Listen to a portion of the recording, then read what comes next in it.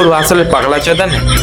তারপরে তাদের সঙ্গে একটু হাঁটলাম, শালা হাঁটতে না হাঁটতে সজা মদ দোকানের গিয়ে লাইন দিয়ে দিচ্ছে, গাঁড় মারাইছে। শালা এত সকালবেলায় আমি কখনো রেশন দোকানে উঠে লাইন দেয়নি, সত্যি কথা বলতে। আর এরা তো মোর মান সম্মান খারাপ করে দিয়েছে।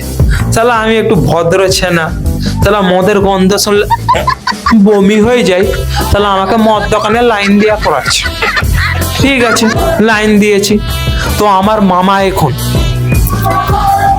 দোকানদারকে ডাকছে, ওই দোকানদার উঠ। আসলে দোকানদারটাও আমাদের পরিচিত দোকানদার, তাই জন্য গরম মিলে কথা বলছি আমরা। अच्छा তো দোকানদার উঠে বলছে, আবে তোদের জ্বালায় কি আমি ঘুমাবো নি শান্তি? তখন আমার মামা বলছে, আমাদের যখনই খাওয়ার ইচ্ছা হবে আমরা তখনই আসবো।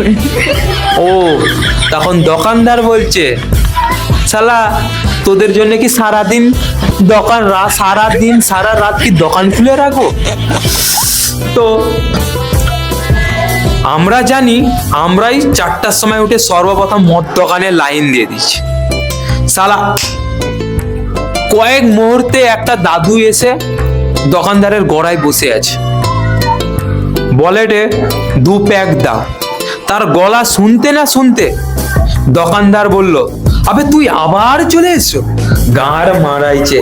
ইশালা 2টা মানে 2টা থেকে লাইন দিয়ে, মানে 2টা থেকে মানে খাওয়া স্টার্ট হয়ে গেছে।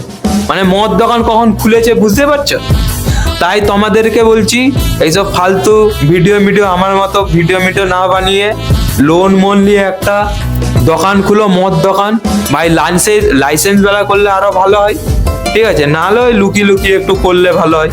ভাই গ্যারান্টি দিয়ে বলছি, লাখों में करोड़ों में খেলেগা ঠিক আছে? তো আজকের কমেডি শো এখানে স্টার্ট। কেমন লাগলো বলবে, আর আমি টাটা বাই বাই।